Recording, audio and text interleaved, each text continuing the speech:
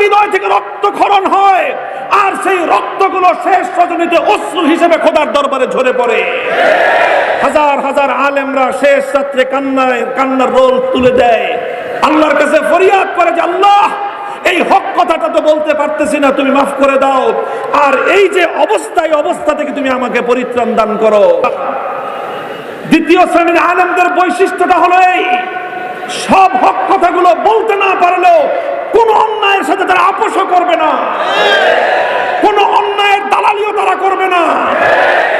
দুনিয়ার পার্থিব কিছু সুখ আর সমৃদ্ধি, কিছু স্বার্থ উদ্ধার করবার জন্য ইসলামের স্বার্থকে জলাঞ্জলি দিবে, এত বড় বিশ্বাসঘাতকের মির্জাফরও তারা হবে না।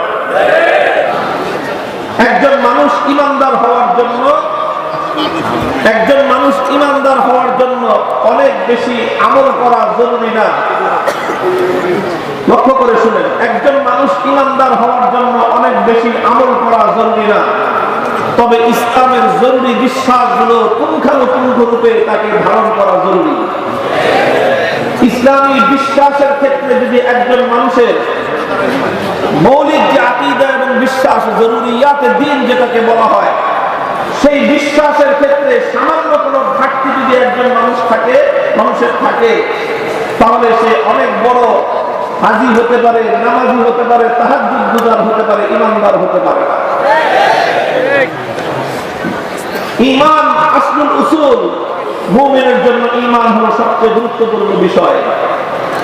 তো যে সকল বিষয়গুলোর উপর ঈমানদারদেরকে বিশ্বাস স্থাপন করতে হয় ঈমানদার হওয়ার জন্য, তার মধ্যে একটা বিশ্বাস হলো এই যে আমাল বনি আদম ওয়া কওলুহুম ইউজান, মানুষের আমল সেটা ভালো হোক খারাপ হোক, মানুষের মুখের কথা ভালো হোক অথবা খারাপ হোক, ইউজানু, এটাকে আল্লাহ রাব্বুল আলামিন ওজন দিবেন, এটাকে আল্লাহ রাব্বুল আলামিন পরিমাপ করবেন। এই কথাটা ইমাম বুখারী রাহমাতুল্লাহি আলাইহি সাব্যস্ত করলেন, এটাকে একটা আকীদা এবং বিশ্বাস হিসেবে উপস্থাপন করলেন। কেন করলেন? কারণ ওই যুগে এমন কিছু আকীদাগত বিদআত, উম্মতে মুহাম্মাদিয়ার মধ্যে সর্বপ্রথম যেই বেদাত মাথাচাড়া দিয়ে উঠেছে, সেই বেদাত হলো। এখন আমাদেরকে বলা হয় যে এখন বর্তমানে যে অন্যায়টা চলতেছে, ওই অন্যায়টার কথা কিছু বলেন না, বাকিগুলো বলেন। কি এক আশ্চর্য মানসিকতা! অর্থাৎ রুগীকে নিয়ে আসছে, বলতেছে যেই জায়গাটায় রুগীর সমস্যা, যেখানে ফোড়া হয়েছে ডাক্তার সাহেব ওইখানে চিকিৎসা করেন না, সারা শরীরে চিকিৎসা করেন। কি আজব কাহিনী! রুগীর হয়েছে টিউমার, আর টিউমার থেকে এটা এখন পরীক্ষা নিরীক্ষা করে ডাক্তার দেখছে যে এটার অবস্থা বিপজ্জনক, এটা আর কিছুদিন এভাবে থাকলে এটা ক্যান্সারের দিকে ডাইভার্ট হতে পারে। এখন রুগীর লোকজন বলতেছে ডাক্তার সব ঠিক আছে, আমরা রুগী ভর্তি করব, চিকিৎসা করব, সবই করব, তবে একটা অনুরোধ, যে এই রুগীর এই যে টিউমার, এখানে ব্যথা আছে তো এখানে কিন্তু আপনি হাত দিবেন না, বাকি যা করার করেন। এখন রুগীর লোকজন যদি ডাক্তারকে ঠিক করে দেয় যে চিকিৎসা কোন জায়গায় করতে হবে আর কোন জায়গায় করতে হবে না, সেই দেশের রুগীর কপালও পড়ছে, ডাক্তারের কপালও পড়ছে। আজকে আলেম সমাজের সাথে এই আচরণ করা হচ্ছে। আমি বেশি কথা বলবো না, তবে অন্তত দেখা দিয়ে যায় যে এই জায়গাটা টিউমার আছে, এই টিউমার ক্যান্সারের দিকে ডাইভার্ট হওয়ার সম্ভাবনা দেখা দিচ্ছে, আশঙ্কা আছে, তাড়াতাড়ি চিকিৎসা করেন, নাহলে জাতির কপালে ঈমানের ক্যান্সার ছড়িয়ে পড়লে এ জাতির পতন রুখবার কোনো পদ্ধতি থাকবে না। সমস্যা যেখানে সেখানে ট্রিটমেন্ট করতে হবে। আর এটা তো জানা কথা যে আপনার যেখানে ব্যথা, যেখানে ফোড়া, ওখানে হাত দিলে রুগী ফাল দিবেই, ওখানে হাত দিলে রুগী লাফালাফি করবেই। এখন রুগীর লাফালাফি দেখে যদি ডাক্তার ভয় পায়, তো ওই ডাক্তারি করার উপযুক্ত না। রুগী ফালাফালি করতে পারে, লাফালাফি করতে পারে, ডাক্তারের কাজ হলো যেভাবেই হোক ওরে বুঝাও, শোনাও, চকলেট খাওয়াও, এটা খাও, এটা খাও। যদি চকলেটে না হয় তাহলে ওর অ্যানেস্থেসিয়া করো, বেহুশ করো, অ্যানেস্থেসিয়া করে তারপরেও যদি কাম না হয় 3-4 জনে ডাক দিয়ে এনাকে খাইসা ধরে, শেষে ধরে চাপ দিয়ে হলেও জোর করে হলেও সেই টিউমারের পয়জন অপসারণ করতে হবে, আর না হলে এই রোগীর জীবন রক্ষা করার কোনো উপায় নাই। তোমরা যতই মুসরা মুসরি করো না কেন, ইনশাআল্লাহ উলামায়ে কেরাম অপারেশন করেই ছাড়বে। জাতির মধ্যে তাওহীদি চিন্তা চেতনাকে ভুলুণ্ঠিত করে শিরকি সংস্কৃতি বাস্তবায়নের ষড়যন্ত্র চলবে। আলেম সমাজের মুখ বন্ধ করা যাবে না, বন্ধ করা যাবে না।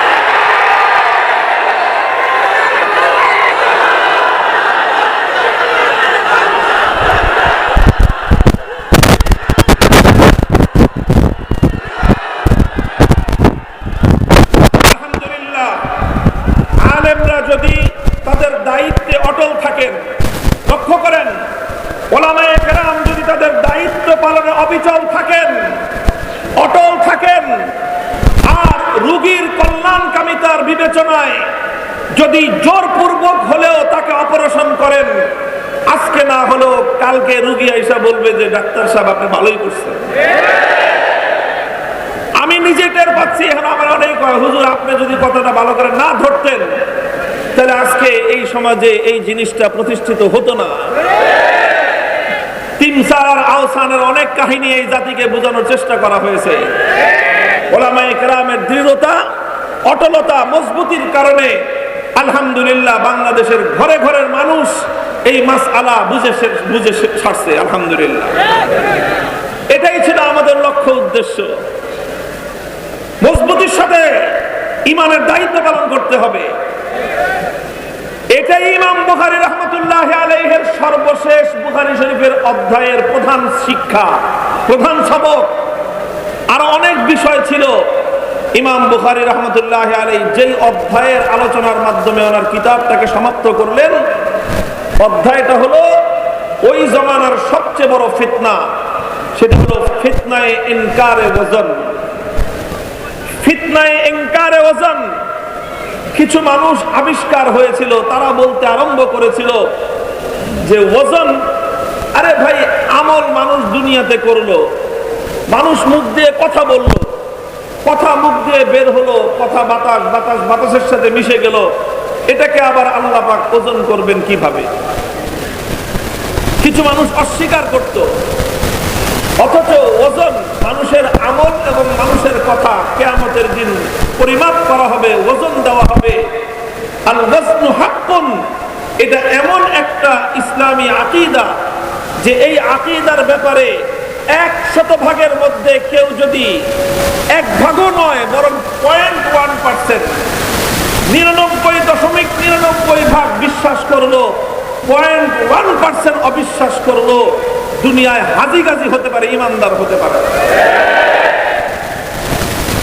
হযরত ইমাম আযম আবু হানিফা রাহমাতুল্লাহ আলাইহির বক্তব্য আছে, ঈমানি কা ঈমানি জিবরিল, ঈমানি কা ঈমানি জিবরিল। জিবরিল আমিনের বিশ্বাস যেরকম অটল এবং অটুট, ইমানদার হতে হলে আমার বিশ্বাসও জিবরিল আমিনের বিশ্বাসের মতো অটল আর অটুট হতে হবে। বিশ্বাসের মধ্যে সামান্য কোনো ত্রুটি, বিশ্বাসের মধ্যে সামান্য কোনো দুর্বলতা, আকীদার ক্ষেত্রে ন্যূনতম কোনো ধরনের ছাড় ইসলামের মধ্যে দেওয়ার সুযোগ নাই। আমল করবেন, কিছু ভুল ত্রুটি আল্লাহ মাফ করে দিবে, আমলের ভুল ত্রুটি আল্লাহ মাফ করে দিবে। তাহাজ্জুদ প্রত্যেকদিন পড়তে না পারলে আল্লাহ জিজ্ঞাসা করবে না যে তাহাজ্জুদ মিস করছো কেন। কিন্তু আকীদার ক্ষেত্রে যদি তোমার কোনো ত্রুটি থাকে, যেটাকে আল্লাহ পাক হারাম করে দিয়েছেন অকাট্যভাবে, তুমি আল্লাহর কৃত অকাট্য কোরআনের কোন হারামকে যদি হালাল সাব্যস্ত করতে চাও, বেঈমান। ইসলামে যে সকল জিনিস অকাট্যভাবে হারাম করা হয়েছে, সেটাকে কেউ হালাল মনে করলে, সেটাকে হালাল সাব্যস্ত করার চেষ্টা করলে, এটা কুফর। যেটা ইসলামে হালাল করে দেওয়া হয়েছে, বৈধ করে দেওয়া হয়েছে, অকাট্যভাবে যেটার বৈধতা এবং হালাল হওয়াটা প্রমাণিত, সেটাকে যদি কেউ অবৈধ সাব্যস্ত নষ্ট করতে চায়, এটাও কুফরি। যে ব্যক্তি এই কাজ করবে সে কাফের।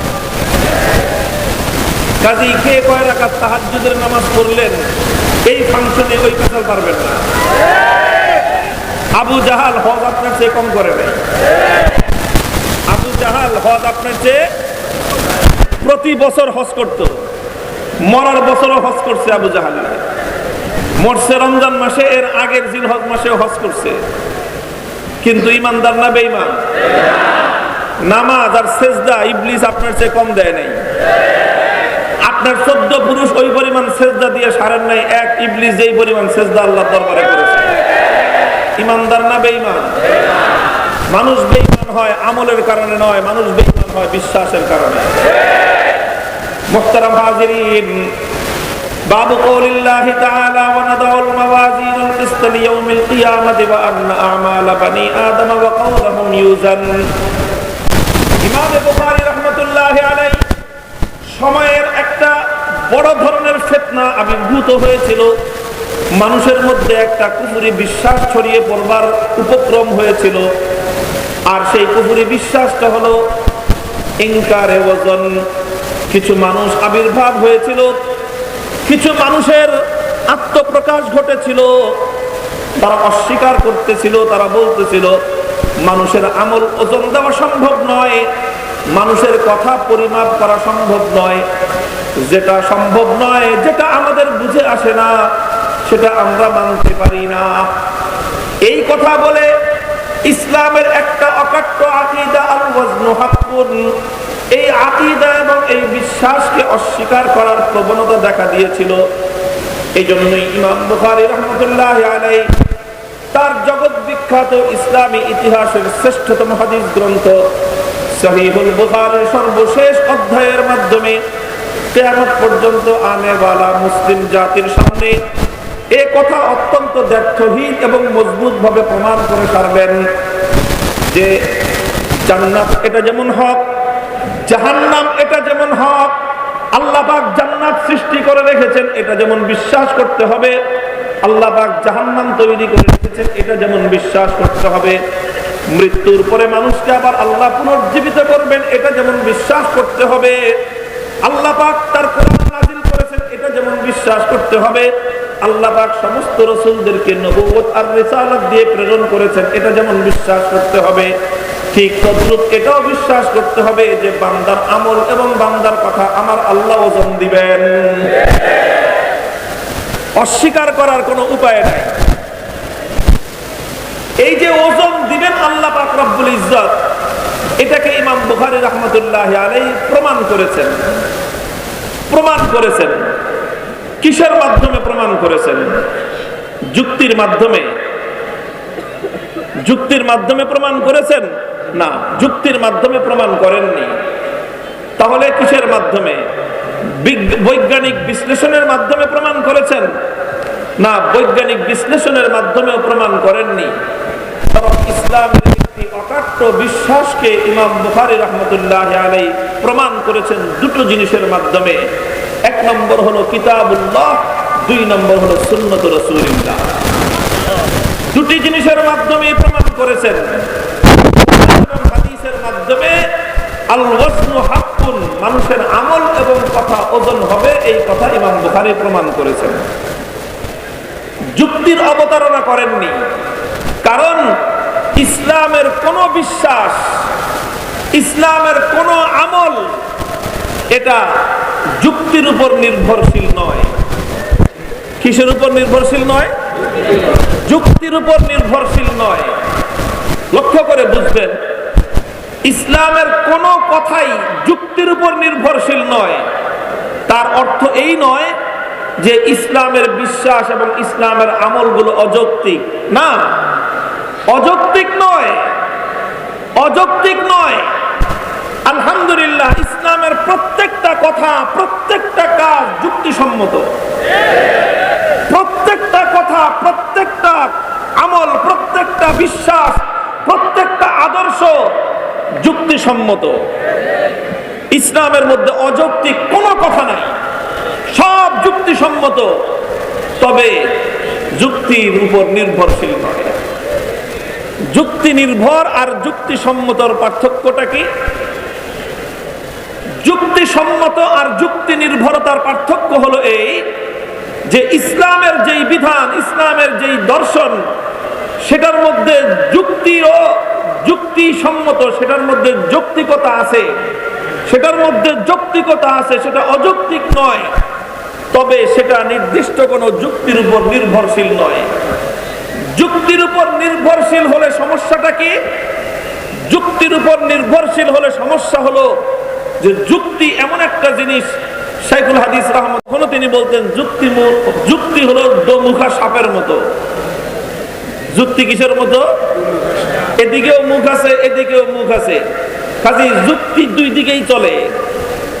আপনি একদিক দিয়ে যুক্তি দিবেন, আমি আরেক দিক দিয়ে যুক্তি দিব। কাজেই ইসলামকে যদি যুক্তির উপর নির্ভরশীল করে দেই, তাহলে অনেক সময় দেখা যাবে যে যুক্তির এক মুখ থেকে আরেক মুখ পল্টি দিতে পারে। তখন দেখা যাবে যারা যুক্তির উপর নির্ভর করে ইসলাম মানবার চেষ্টা করে, যুক্তি বদলে গেলে তাদের ইসলাম বদলে যাবে। আর যারা সত্যিকার ইমানদার, তারা কোনোদিন যুক্তির উপর নির্ভর করে ইসলাম মানে না, তারা ইসলাম মানে কোরআন আর সুন্নাহর উপর নির্ভর করে। কোরআন হাদিসও কোনোদিন পরিবর্তন হবে না, ইসলামও তাদের পরিবর্তন হবে না। যাদের ইসলাম যুক্তির উপর নির্ভরশীল, যুক্তি বদলে গেলে তাদের আকীদা, তাদের বিশ্বাস এবং তাদের ফিলোসফি, তাদের জীবনের দর্শন বদলে যায়। শাইখুল হাদিস রাহমাতুল্লাহ আলাইহি এই জায়গায় বড় চমৎকার কিছু কথা দৃষ্টান্তের মাধ্যমে তিনি তুলে ধরতেন। তিনি শাইখুল হাদিস আল্লামা আজিজুল হক নওয়ারাল্লাহু মারকাদাহু, আল্লামা রুমি রাহমাতুল্লাহ আলাইহি, জালালউদ্দিন রুমি রাহমাতুল্লাহ আলাইহি দার্শনিক কবির একটা উপমা দৃষ্টান্ত হিসেবে এখানে উপস্থাপন করতেন। তিনি বলতেন, পায়ে ইস্তিদলালিয়া চৌবি বুয়াদ, পায়ে ইস্তিদলালিয়া চৌবি বুয়াদ, পায়ে চৌবি সখত বেতম কি বুয়াদ।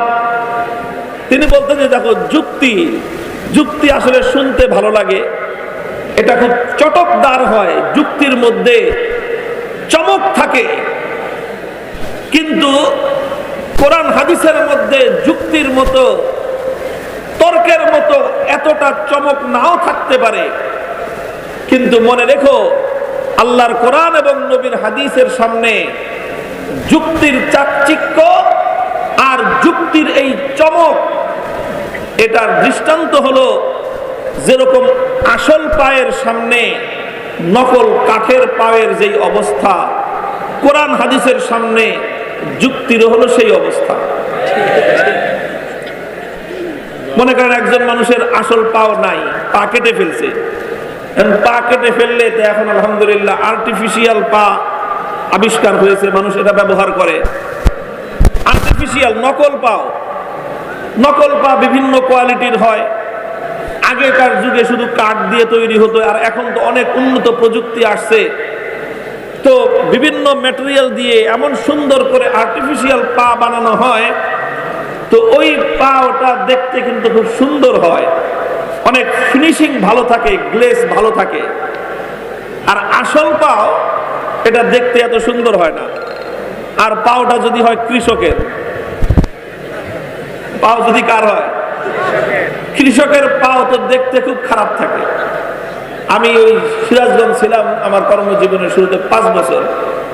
তো ওই এলাকার একটা পরিভাষা ছিল, ওই এলাকার মানুষ দুই প্রকার, কিছু মানুষ আছে কৃষক আর কিছু মানুষ আছে তাঁতি, যারা ওই তাঁত বুনায়। ওই জন্য ওই উত্তরবঙ্গের সিরাজগঞ্জের এলাকায় লুঙ্গি টুঙ্গি শাড়ি সব ওই এলাকা থেকে। এক শ্রেণী কি তাঁতি, আর এক শ্রেণী কৃষক। তো আঞ্চলিক ভাবে এক পক্ষ আর এক পক্ষকে তাঁতি আর কৃষক বলে না। তাঁতিরা, ওই কৃষকরা তাঁতিদেরকে বলে জোলা। এটা একটা কটাক্ষপূর্ণ শব্দ আর কি, জোলা, জোলার ঘরের জোলা এইভাবে বলে। আর তাঁতিরা কৃষকদেরকে নামই রাখছে পাও ফাটা। এটার নাম কি? পাও ফাটা। পাও ফাটা বলে কেন? কারণ কৃষক তো সারাদিন ওই ক্ষেতের মধ্যে কাজ করতে হয়, মাটি কাদা পানির মধ্যে কাজ করতে করতে কৃষকদের পাও ফাটা থাকে খুব বেশি। পাওটা একেবারে পায়ের আঙ্গুলের নখের গোড়ায় গোড়ায় মাটি ইত্যাদি লেগে একেবারে বিশ্রী হয়ে থাকে। এই জন্য দেখবেন কোন কৃষকের পাও কোনোদিন সুন্দর থাকে না, কৃষকের পাও দেখতে সুন্দর থাকে না। এখন যদি পাওটা কৃষকের হয় দেখতে তো আপনার একেবারেই পছন্দ হবে না।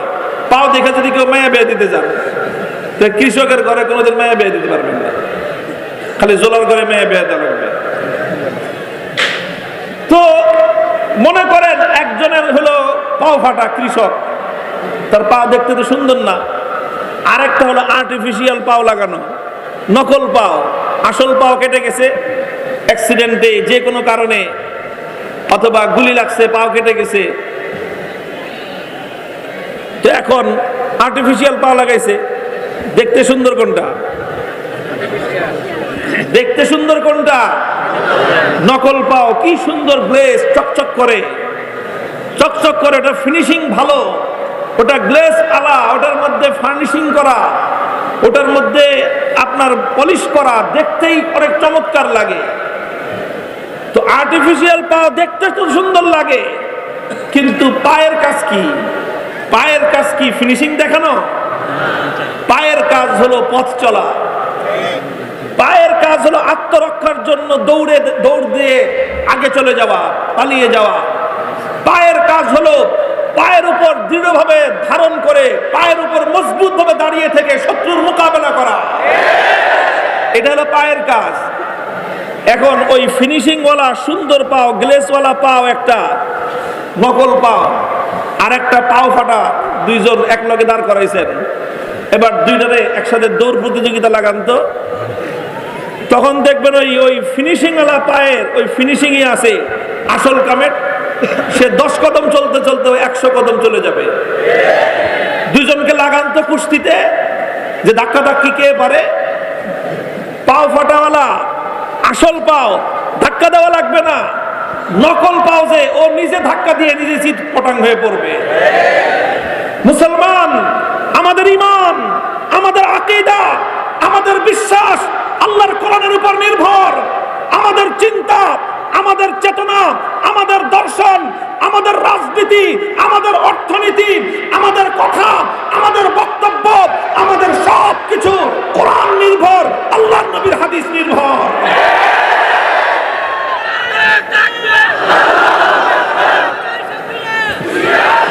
আমাদেরটার মধ্যে এত ফিনিশিং না থাকতে পারে, আমাদের বক্তব্যের মধ্যে এত সমস্ত যুক্তির অবতারণা না থাকতে পারে, কিন্তু ইনশাআল্লাহ আল্লাহর কোরআন এবং নবীর সুন্নাহর উপর নির্ভরশীল হয়ে যে মুসলমান নিজের জীবন পরিচালনা করবে, আল্লাহর কোরআন এবং নবীর সুন্নাহর উপর নির্ভর করে যে মুসলিম জাতি নিজেদের ভবিষ্যৎ গড়বে, আল্লাহর কোরআন এবং নবীর সুন্নাহর উপর নির্ভরশীল হয়ে যে মুসলমান তার জাতিকে গড়বে, যে মুসলমান তার অর্থনীতি গড়বে, যে মুসলমান তার সমাজকে গড়বে, যে মুসলমান তার রাজনীতি পরিচালনা করবে, যে মুসলমান তার রাষ্ট্র আল্লাহর কোরআন এবং নবীর সুন্নাহর উপর নির্ভর করে পরিচালনা করবে, যে মুসলমানের বিচার ব্যবস্থা আল্লাহর কোরআন এবং নবীর সুন্নাহর উপর নির্ভরশীল হয়ে চলবে। ফিনিশিং না থাকতে পারে, ধাক্কা লাগায় দেখতে এসো, তোমরা চিৎপটাং হয়ে পড়ে যাবে। কোরআন সুন্নাহ নির্ভরশীল ইসলাম অধিকার ছিল, কিয়ামত পর্যন্ত টিকে থাকবে ইনশাআল্লাহ।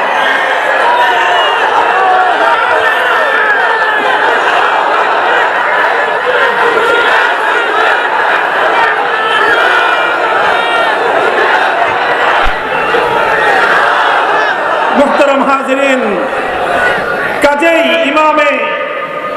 ইমামুত তাসাউফ, ইমামুত তরিকত শেখ জালালউদ্দিন রুমি রহমতুল্লাহি আলাইহি দৃষ্টান্তের মাধ্যমে কত সুন্দর করে, কত শত বছর আগে বিষয়টা মুসলমানদের কাছে স্পষ্ট করে দিয়ে গেছেন যে ওই সমস্ত পাশ্চাত্যের চাকচিক্য দেখে ওদের পিছনে তোমরা পড়ে যেও না। পাশ্চাত্যের চিন্তা দর্শনের মধ্যে চাকচিক্য থাকতে পারে, পাশ্চাত্যের জীবন দর্শনের মধ্যে যুক্তির অনেক ধরনের ঘষামাজা থাকতে পারে। ও মুসলমান, খবরদার! আল্লাহ এবং আল্লাহর রাসূলের আদর্শ, এটা হলো আসল পা। এই আসল পা কেটে ফেলে খবরদার আহাম্মকের মতো কাঠের পা লাগাইতে যাস না। কাঠের পায়ের ফিনিশিং দেখে নিজের আসল পায়ের মজা ভুলে, আসল পায়ের কদর ভুলে গিয়ে নিজের আসল পা কেটে ফেলে নকল পা লাগাতে যাস না, এটা হবে আত্মঘাতী চিন্তা।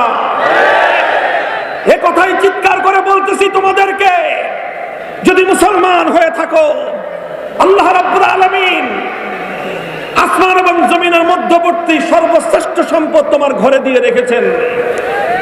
তোমার ঘরে কোরআন আছে, তোমার ঘরে নবীর সুন্নাহ আছে। আব্রাহাম লিঙ্কনের দরকার তোমার নাই।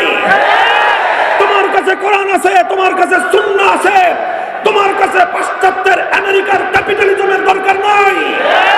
তোমার কাছে কোরআন আছে, তোমার কাছে সুন্নাহ আছে। পাশ্চাত্যের ইহুদি খ্রিস্টানদের কাছ থেকে সুদ ভিত্তিক অর্থনীতি আবিষ্কার করার, তোমার সে আমদানি করার কোনো দরকার নাই।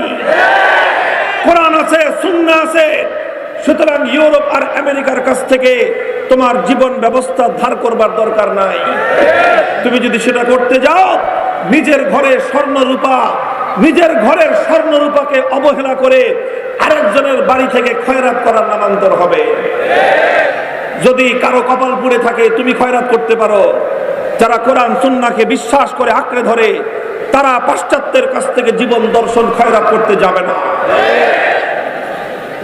মুহতারাম হাজিরিন, কথা বেশি লম্বাও করা যাবে না, অনেক কথা সংক্ষেপে সংক্ষেপে বলে যাই। কাজেই মুসলমান নির্ভর করবে কিসের উপর? কোরআন হাদিসের উপর। কিসের উপর? যে কোনো বিষয় কোরআন হাদিসের উপর নির্ভরশীল হবে মুসলমান। ইমাম আহমদ ইবনে হাম্বলকে যখন সময়ের শাসক অত্যাচার করেছিল, কারাগারে বন্দী করে প্রতিদিন 10 জন করে শক্তিশালী জল্লাদ, 10 জন করে শক্তিশালী জল্লাদ নিয়োগ দেয়া হয়েছিল ইমাম আহমদ ইবনে হাম্বলের জন্য। কাজ কি? যে শরীরের সমস্ত শক্তি নিয়ে আহমদ ইবনে হাম্বলকে তোমরা বেত্রাঘাত করবা। এক একজন জল্লাদ বেত্রাঘাত করতে করতে এক সময় ক্লান্ত হয়ে যেত। একজন ক্লান্ত হলে আরেকজন শুরু করত, দ্বিতীয় জন ক্লান্ত হলে তৃতীয় জন শুরু করত। বলতো, তোমার নিজের বক্তব্য প্রত্যাহার করো, তুমি বলো আল্লাহর কোরআন কাদিম নয়, চিরন্তন নয়। আল্লাহর কোরআন এটা হলো একটা অস্থায়ী জিনিস। ইমাম আহমদ ইবনে হাম্বল একটা কথাই বলতেন, ইতুনি বিকিতাবিল্লাহি ওয়া সুন্নতি রাসূলি আত্তাবিকুম।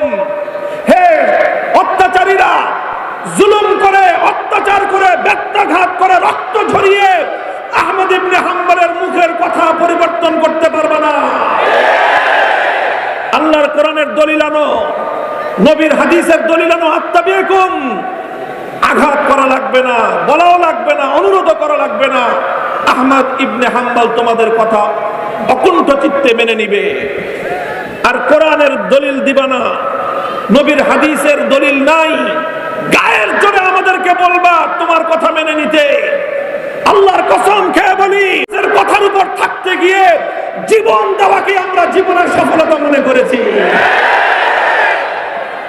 যে জীবন আল্লাহর কোরআনের কথা রক্ষা করতে গিয়ে যায়, সেই জীবনের চেয়ে মূল্যবান জীবন আর নাই।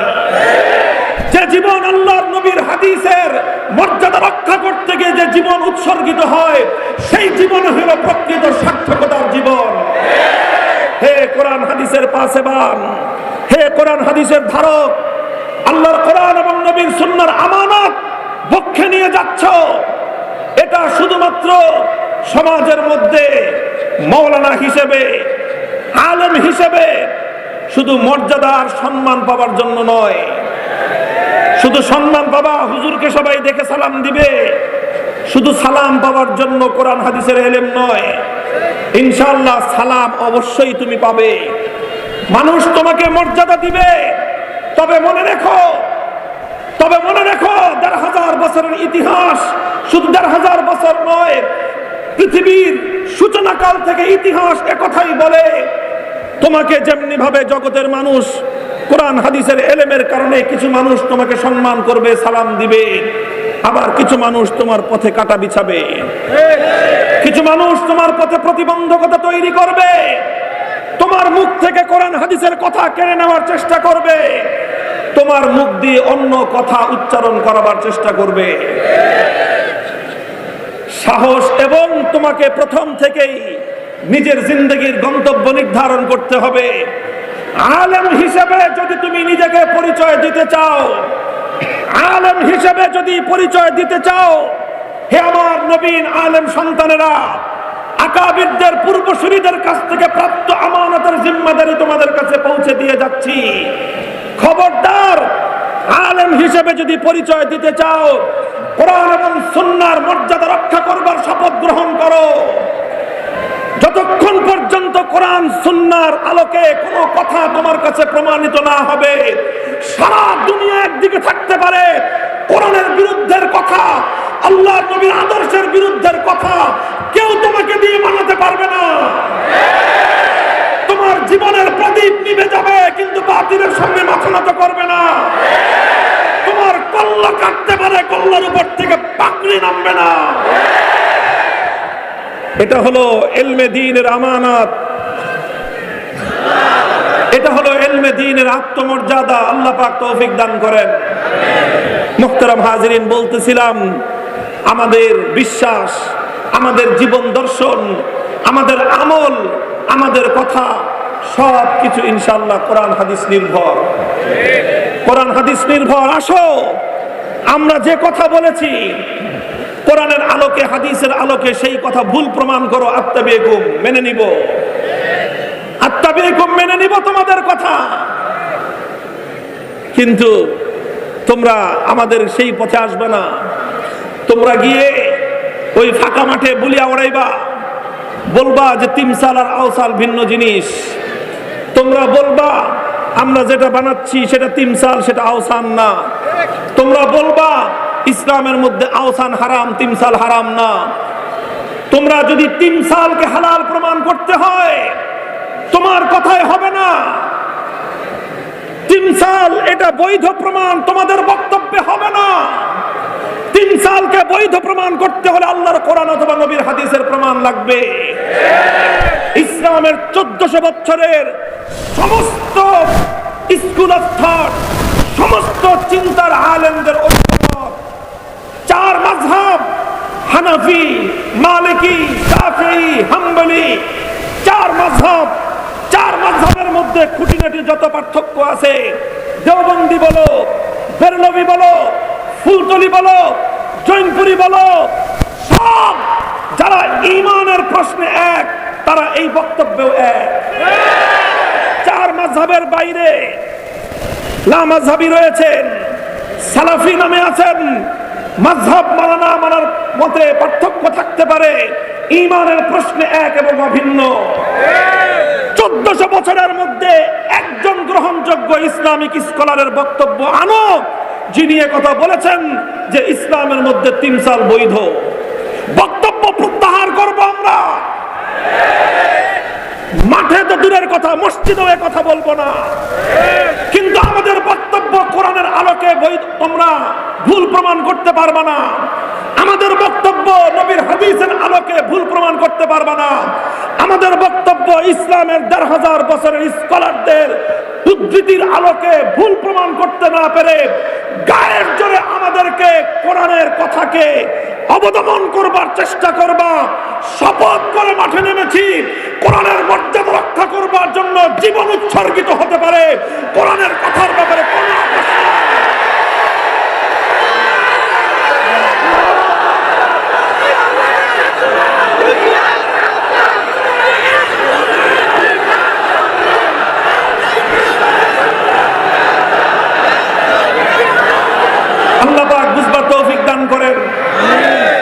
শাসন ক্ষমতার শক্তিমত্তা দিয়ে, শাসন ক্ষমতার পেশি শক্তি দিয়ে ইসলামের 1000 বছরের প্রজ্বলিত এই প্রদীপকে নিভিয়ে দিয়ে নতুন আরেকটা মতবাদ দ্বীন এলাহি নামে মুসলমানদের মধ্যে প্রচার করবে, প্রতিষ্ঠিত করবে। আকবর চেষ্টা করেছিল, গোটা রাষ্ট্রযন্ত্র নিয়ে চেষ্টা করেছিল, আর দলে ভিড়িয়েছিল কিছু দরবারি মোল্লা। আবুল ফজল ফয়জি মার্কা কিছু দরবারি আলেম নামধারী, কিছু আলেম নামের কলঙ্ক বাদশাহ আকবরের সহযোগিতা করেছিল সেই দ্বীন এলাহি প্রবর্তন এবং বাস্তবায়নের ক্ষেত্রে। একজন শেখ আহমদ সিরহিন্দি মুজাদ্দিদ আল ফিসানি সংখ্যায় খুব বেশি ছিলেন না, সংখ্যায় ছিলেন একজন। শক্তিমত্তার দিক থেকে অনেক বড় কিছু ছিলেন না, সাধারণ একজন আলেম ছিলেন। রাষ্ট্রীয় কোনো প্রভাব তার হাতে ছিল না, ক্ষমতার কোনো জৌলুস তার হাতে ছিল না, প্রতিপত্তি আর সম্পদের বিশাল কোনো অট্টালিকা তার হাতে ছিল না। কিন্তু শেখ আহমদ সিরহিন্দির হাতে ছিল কোরআন এবং সুন্নাহ। তিনি ইসলামের মূল চেতনা ধরেছিলেন। বাদশাহ আকবরের তুফান, বাদশাহ আকবর দ্বীন এলাহি নামক কুফরি মতবাদের তুফান ছুটিয়ে দিয়েছিল গোটা দেশে। ইতিহাস বলে একজন মুজাদ্দিদ আল ফেসানি রহমতুল্লাহ আলাইহি মাটি কামড়ে পড়েছিলেন, মাটি কামড় দিয়ে ইসলামের শেকড় ধরে পড়েছিলেন। তুফান ছুটেছে, ঝড় এসেছে, কালবৈশাখী এসেছে, জলোচ্ছ্বাস এসেছে, টর্নেডো এসেছে, সাইক্লোন এসেছে, কিন্তু মুজাদ্দিদ আল ফেসানি ইসলামের শেকড় কামড়ে পড়েছিলেন। সব সাইক্লোন মুছে গেছে, টর্নেডো থেমে গেছে, কাল বৈশাখী মুছে গেছে, সমস্ত মেঘের ঘনঘটা দূর হয়ে গেছে। মুজাদ্দিদ আল ফেসানি ইতিহাসের মহা বিজয়ী নায়ক হিসেবে আবির্ভূত হয়েছে। ইনশাআল্লাহ বর্তমান সময়ে তোমাদের সামনে মুজাদ্দিদ আল ফেসানি আসবেন না, কিন্তু মনে রেখো, লা তাযালু তাইফাতুম মিন উম্মতি মানসুরিনা আলাল হক। সর্বযুগে কিছু আলেম থাকবে, সর্বযুগে কিছু আলেম থাকবে যারা এভাবেই হকের মূল কথাটাকে শেকড় কামড়ে পড়ে থাকবে। সারা দুনিয়া তাদের বিরুদ্ধে গেলেও তারা ওই হক থেকে একচুল পরিমাণ বিচ্যুত হবে না। লড়াই হবে, লড়াই, হক আর বাতিলের লড়াই। লড়াইয়ের পরিণাম কি হবে? লড়াইয়ের পরিণাম আল্লাহর নবী ভবিষ্যৎবাণী করে গেছেন, লা তাযালু তাইফাতুম মিন উম্মতি মানসুরিন আলাল হক লা ইয়াদুররুহুম মান খাযালাহুম। যারা তাদেরকে হকের পথ থেকে সরিয়ে দেওয়ার চেষ্টা করবে, দুনিয়ার সমস্ত শক্তি নিয়ে চেষ্টা করলেও সেই শক্তি ব্যর্থ হবে।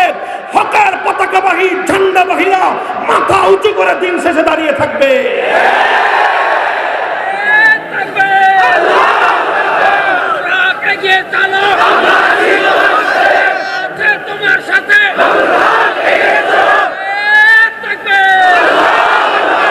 এই প্রসঙ্গে আখেরি পয়গাম তোমাদেরকে দিয়ে যাই।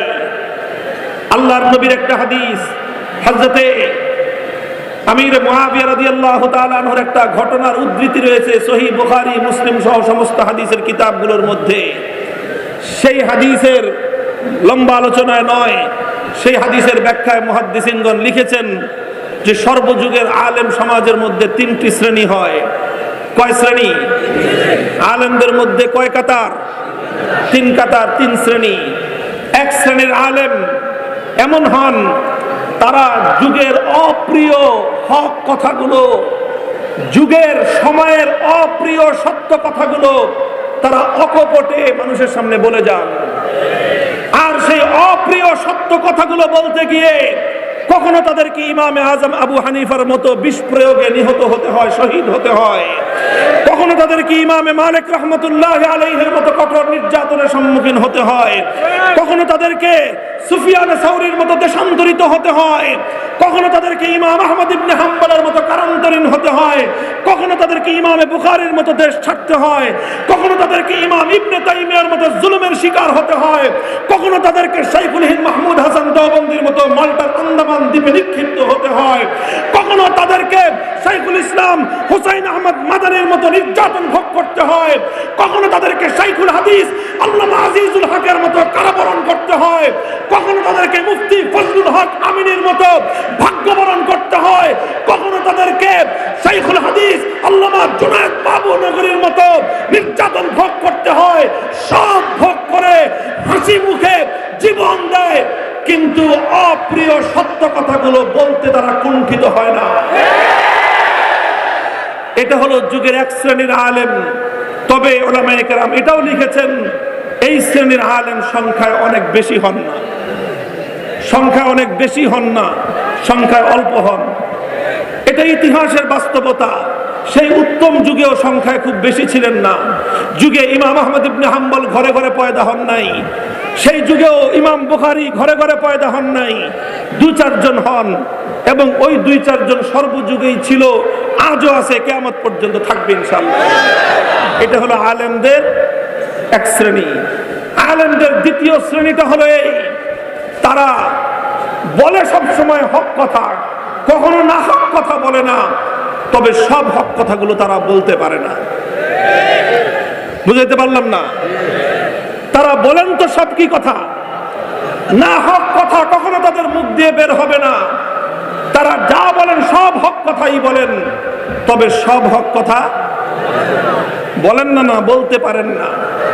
সব হক কথা তারা বলতে পারেন না, কারণ বলতে গেলে সমস্যা আসবে, বলতে গেলে জীবন বিপন্ন হবে, বলতে গেলে ঝুঁকি নেমে আসবে।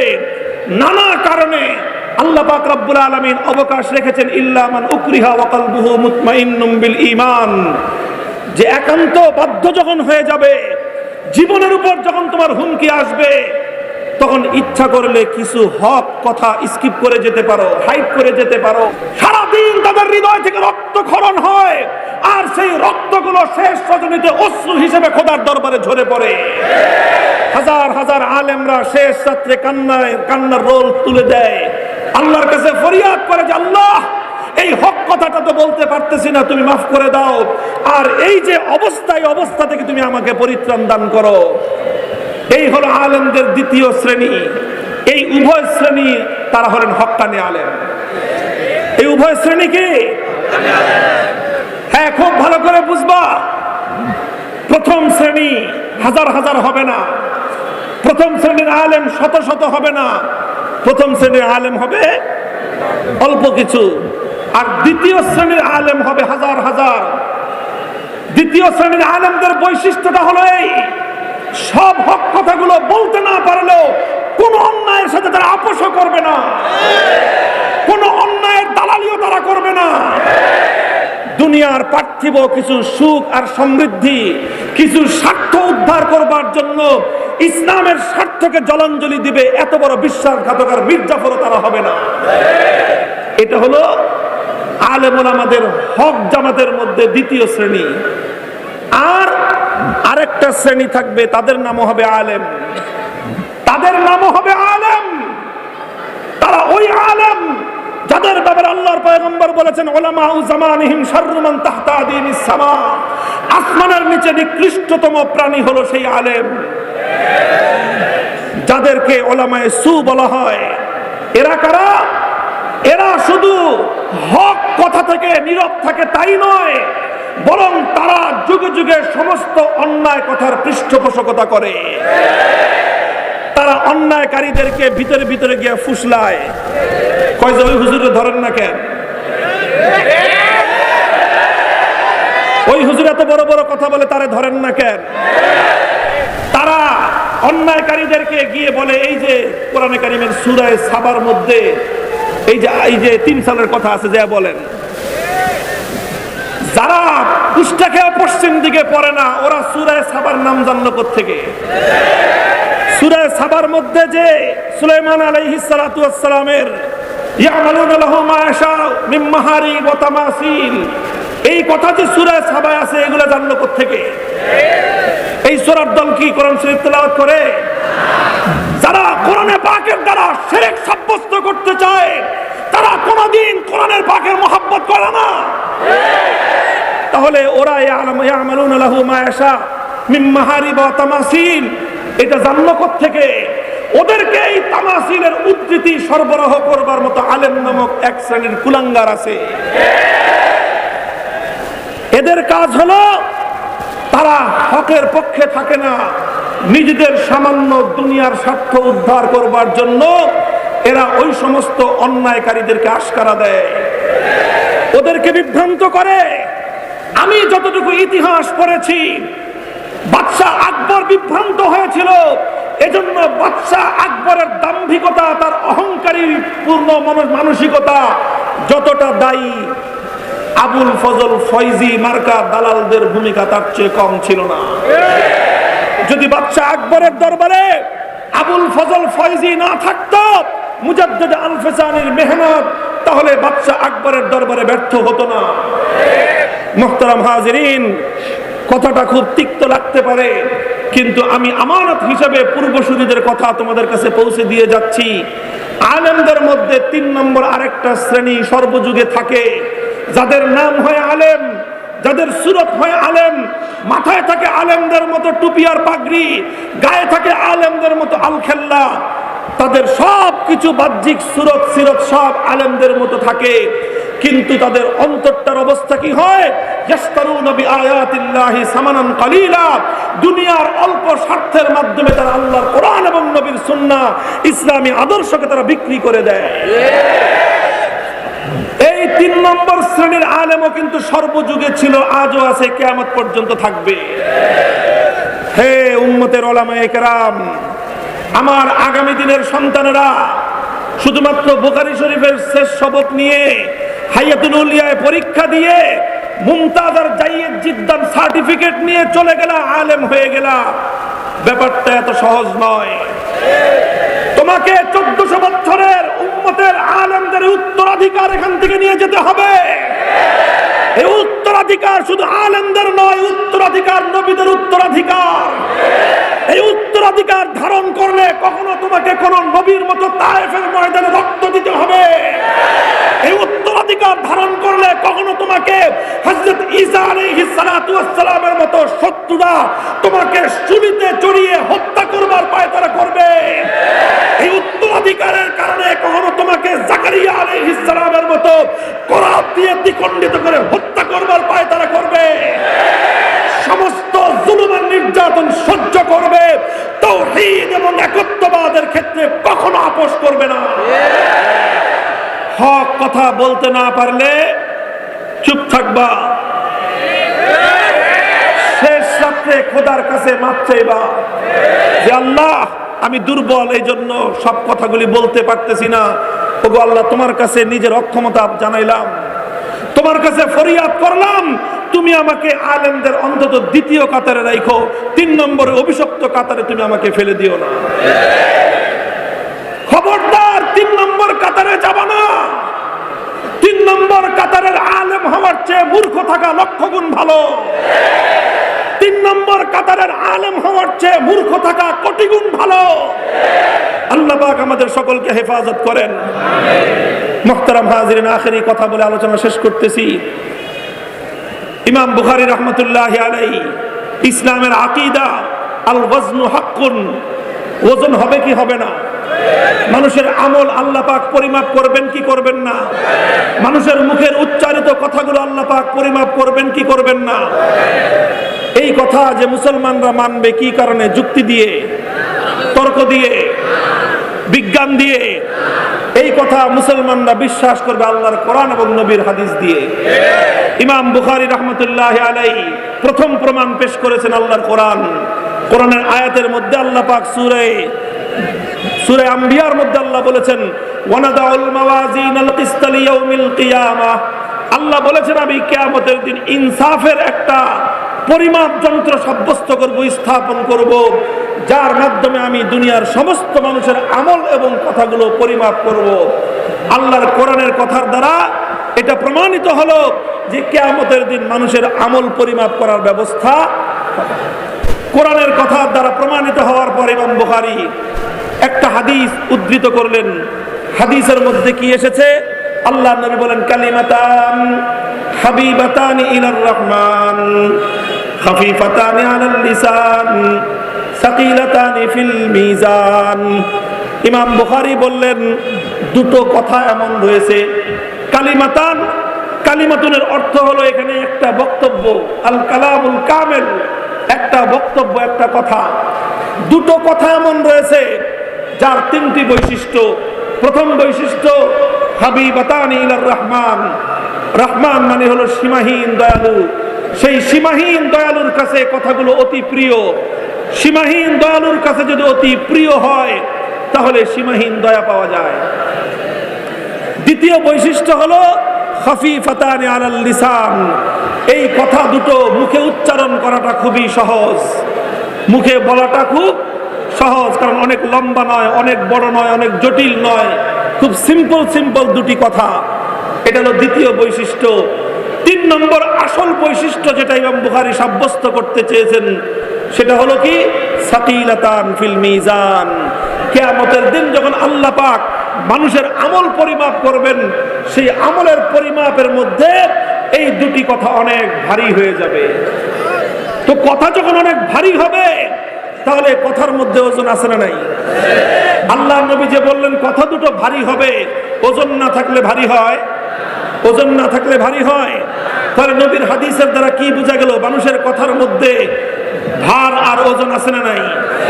আল্লাহর নবী যখন বলতেছেন কথার মধ্যে ভার আছে, আল্লাহর নবী যখন বললেন কথার মধ্যে ওজন আছে, আল্লাহর নবী যখন বললেন আমলের মধ্যে ওজন আছে, আল্লাহর নবী যখন বললেন আমলের মধ্যে ভার আছে, এবার যুক্তিতে ধরুক বা না ধরুক, এবার বিজ্ঞান অনুযায়ী হোক বা না হোক, এবার দুনিয়ার দার্শনিকদের বুঝে আসুক বা না আসুক, ইমানদার এই কথা অকপটে বিশ্বাস করে নেবে। এর নাম হলো ঈমান।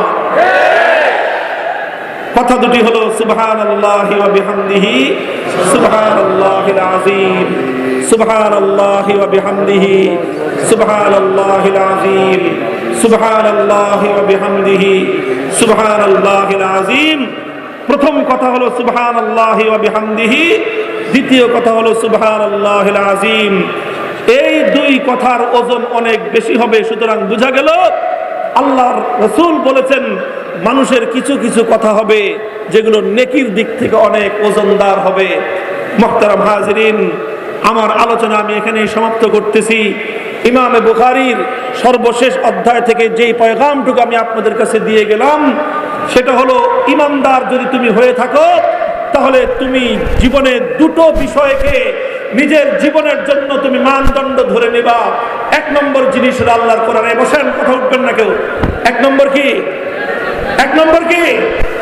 জোরে বলেন, এক নম্বর কি? আল্লাহর কোরআন। দুই নম্বর আল্লাহর নবীর হাদিস, নবীর সুন্নাহ। সুতরাং কোরআন সুন্নাহ যেখানে,